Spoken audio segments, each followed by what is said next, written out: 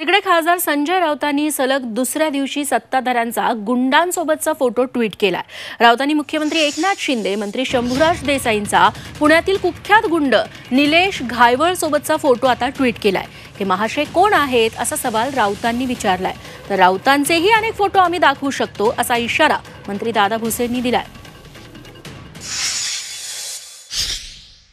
की राज्याचे मुख्यमंत्र्यांना ज्या प्रकारे गुंडटोळ्या भेटतायत येऊन वर्षा बंगल्यावर, मंत्रालयात, शासकीय निवासस्थानी खून, दरोडे, बलात्कार या संदर्भातले जामिनावर सुटलेले किंवा जामिनावर खास बाहेर काढलेल्या या गुंडटोळ्या राज्याच्या मुख्यमंत्र्यांना भेटून नक्की काय चर्चा करतायत?